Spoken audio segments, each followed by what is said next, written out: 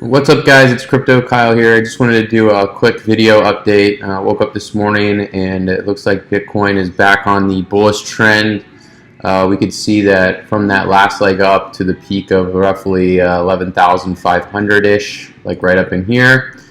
We had that huge flash crash with a bunch of new traders that had come in over this weekend and chased it higher. And then the professionals that went long in this area started selling, or the investors that it went long on this dip here started selling, and then you saw that huge flash crash. So I had advised to actually sell on that push because we got super extended over the moving average.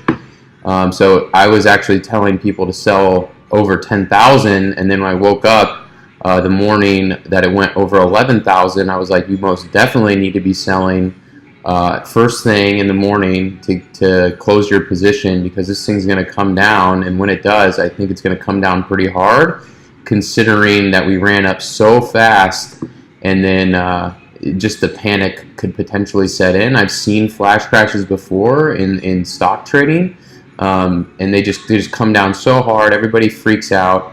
And that's what happened. I actually told some people to put a buy order in after they sold over 11,000, to put a buy order in at 8,700, because I wanted it to come and retrace in between the 61% fib and the 50% fib.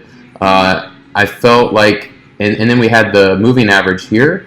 So I just threw a number out there thinking that if it were to flash, how low could we potentially go? I didn't know if it was going to get filled or not. And it turns out it did get filled, because it came all the way down to 8,600. And actually, I posted this on Instagram, which I'll include the link. But yeah, I did call it, which I'm pretty proud of. I was actually surprised. So we got a huge bounce. We were immediately in the green after that got filled. Luckily, we had our order in before the crash too, because GDAX and Coinbase, their servers failed because so many people were trying to sell and trade it, and they couldn't handle that amount of volume. So we actually had the order in, so that's cool. And then boop, we get the nice pop. And then I was thinking maybe we should probably sell over 10,000, because I didn't know what was going to happen. That crash, and then we had new traders overseas that were probably going to wake up to a either much lower price and panic still. So I ended up closing that position here over 10,000, and then I actually called the next support level of about 9,200, because we have the 61% fib meeting up with this moving average. I felt that was pretty strong, and I said if I would be okay with you going long at 9,200, and it turns out that's like perfect. I couldn't believe it. It's like, okay, this is just trading like to a mathematical perfection. Like you don't even need to think about it. You just look at the chart and you just can say this area is most likely a probable area for continuation in a bullish trend. I'd like to take a long position here. If I'm wrong, then I'll take a small loss. And taking losses is part of trading, but with no risk, there's no reward, right? So if you're going to sit the sidelines on this, that's your choice, but honestly, it's just continuing higher. The world is trading this. It's not just people in the United States. You may have your opinion on Bitcoin. I don't really have opinion on Bitcoin. All I know is that I look at the chart and the price is on a trend up, and you get these nice healthy pullbacks, although this one wasn't too healthy because the speed at which it happened. But when you study Fibonacci, you know that that's a healthy pullback. You want to see something more like this, where that pullback is spread out over several days or weeks. But in this case, it happened all within a couple hours. So you had the huge bounce. Now we're going to see some more upward trend, and then if this candle closes here, this is the daily chart. When this candle closes, and it opens up here, maybe we're going to get extended again. Okay, so just be prepared for another pullback, unless we get a breakout over this, and then we get a nice push up to a fib extension. but in any case, it's going to be super extended over this moving average. So we need to see some sideways movement. We need to form more of a base for a new level of support coming out over these days, over that haven't happened yet. Obviously, it's in the future, right? So I want to see this movement here. So I'm okay with you holding along as we move up higher, but be prepared to maybe sell half as we approach the previous high here. So sell half somewhere in here, under like just over 11,000 potentially. Sell your half of your position, and then just let the rest ride. See how far we go up, and especially if we get up into over 12, then I would sell another half or all of it, and then wait for the next pullback, because this thing likes to go up really quick and come down really quick now. It's not these steady trends. You just have so much volume coming in with new traders. Like, this is finally going mainstream, right? So new people are coming in. Okay, so that's that, right? And if you have any questions like about Fibonacci and like how I'm determining these support levels and like these moving averages, email me. I am going to be offering some courses or some classes to several students, and then we can discuss like, things like that, like how can you become a better trader. And I've been trading for a while now, so my email is kyle@bitconnectloan.com. You can also check out the site bitconnectloan.com to learn more, not just about BitConnect. I need to change the name of the website, but more about just trading in general. I want to broaden the topic a little bit. Although I am invested in BitConnect, I'm more of a trader.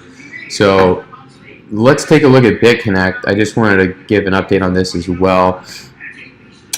Their volatility software, I don't know how this is being calculated, but it seems like the interest rates are dwindling to like nothing now. So the average over the last 7 days is under 1%, which I'm not too happy about. Granted, there's a lot of controversy around this. Going into it, I felt like it was probably a Ponzi scheme. The reason I chose to invest was that I felt like it could have some legs to run, especially with the price of Bitcoin continuing on this bullish trend. I felt like, this is the first year of like maybe 3 years of a bull run. But I think with all the controversy around it, that maybe new investors are not coming in to pay the existing investors. So we're going to maybe start seeing a bunch of 0 days. That was in one of my previous videos, like one of the first videos I did, I was like, watch out for that. That's a red flag when you start seeing your interest rates dwindling, because it's a sign that they're just not able to pay out a high interest rate, right? They're not able to pay what they promise. So keep that in mind. I do have, so I originally put in $760. That was my risk. That was all I was willing to take out of pocket.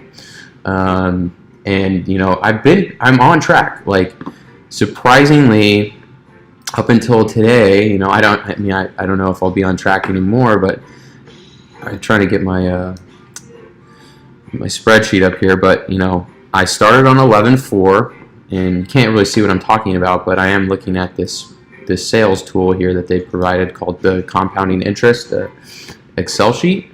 I started with 460, and then that grew that to 500, and then on 11/14, 2017, I added an additional $300, which bumped me up, and then today's 12/1, and I have 940 on my sheet, and I look here and I have 940 here. So the sheet and this match. So that's good, right? I don't know with these little guys here if I'll be able to keep pace with the sheet. I'm hoping that we start seeing some larger numbers again, like these three here. I want to see at least 1% or close to that to stay on track, because my average on my sheet is 1%, and obviously I might fall a little behind here, although the 30 days is close to that still.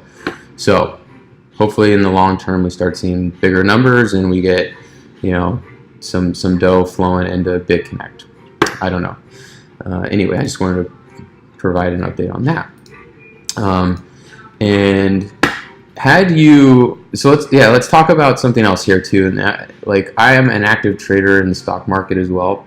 And I wanted to talk about the panic sell here and how you can deal with that as a trader. Like, you may have experienced a significant loss had you chased it, and then you sold somewhere in here, you were able to sell.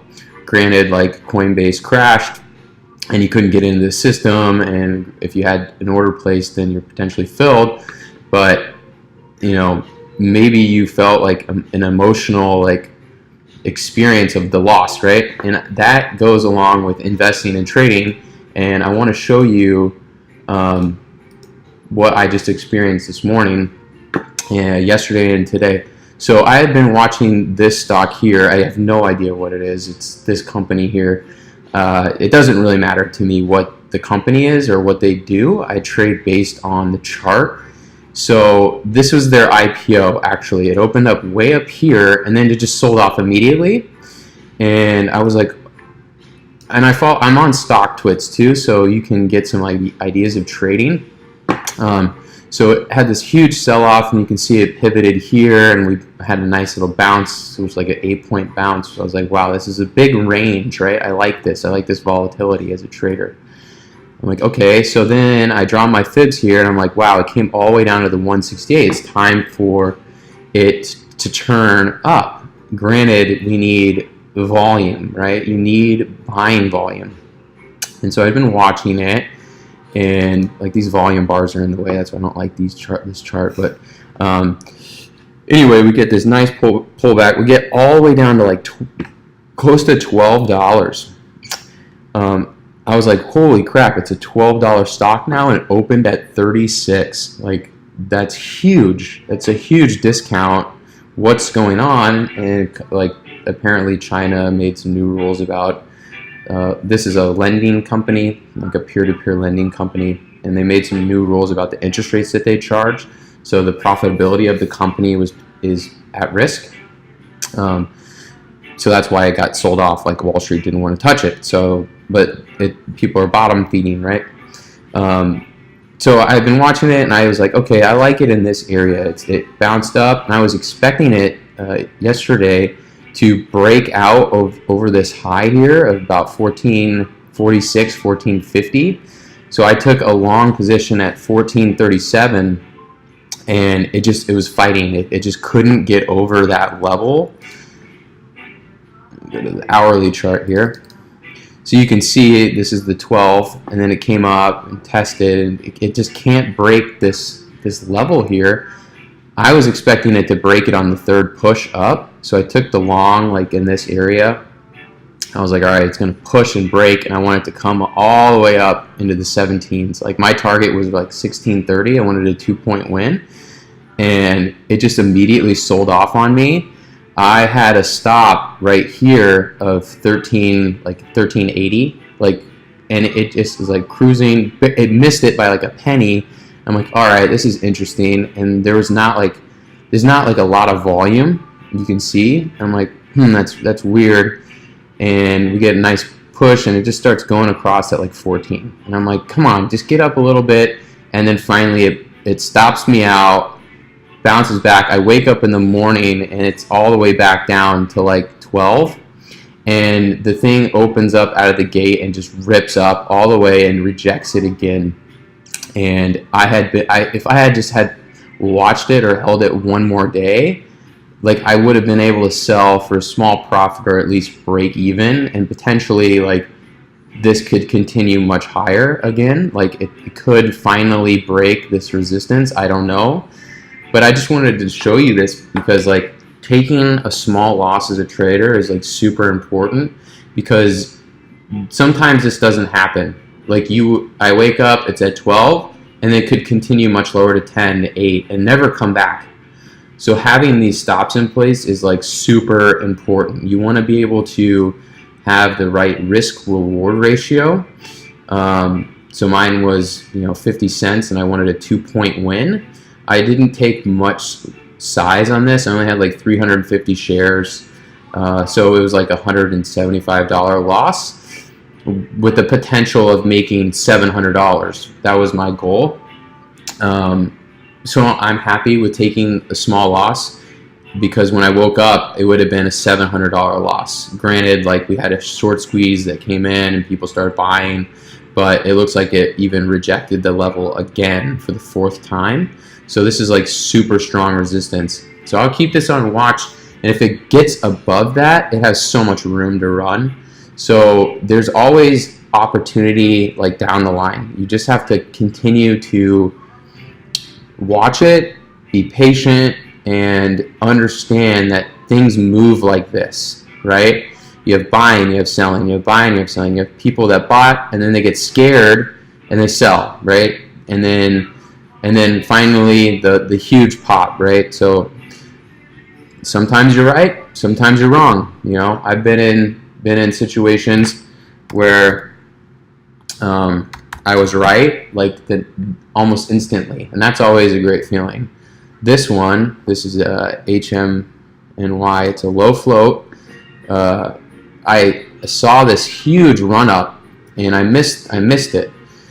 I was tied up in my funds were tied up in other things, so I missed it, and I was like, oh shit. So anyway, it comes all the way back down, and I just happened to like think about it. So I checked back in, and I was like, okay, it hit here. And I noticed that it made a higher low, and I was like, wow, it's starting to trend back up. And I'm like, okay, I took a long at 10.55 right in here this day, and the next day it squeezed all the way up a couple points. I ended up selling immediately for 2 points. I was like, wow, this is great. And then it comes back down. Sometimes they crash after these squeezes and continue much lower because the trend was still down on this. It didn't break this high, so I didn't like that. And what Wall Street is doing is they're spiking it to sell you. They want to short it, and you're gonna basically buy what they're selling, and then you'll sell for a loss, and they'll buy it back. So you have to be careful with these low floaters. But anyway, like it pops, I sell for profit, I watch it again, I end up going back long again, like 13, like right there, 13.21, and then I ended up selling for another like 1.5 as we moved up here. So that was pretty sweet. So you do see some instant wins, while others got to be a little bit more patient. Especially with these guys, it just depends. It just kind of depends on volume. So just wanted to share that with you. I'm sure you've experienced a loss and a win as well. So please reach out to me. I'm happy to help you any way I can. If you're interested in cryptocurrency trading, obviously there's a Coinbase referral program. That link is going to be below. My BitConnect, if you want to join my BitConnect team, that's low, although I would recommend waiting to see that volatility payout come back up to 1%, at least for the next week, before you throw any money in it, especially out of pocket. I'll just continue to reinvest and stick to my plan, as I'm willing to risk the $760. It's not much. So that's that. My website's bitconnectloan.com. I'm thinking about changing that name, but in any case, that's what it is right now. Please check it out. I have a bunch of content on there that you might find educational or entertaining. And just wanted to thank you for watching the video. Have a good day. Cheers.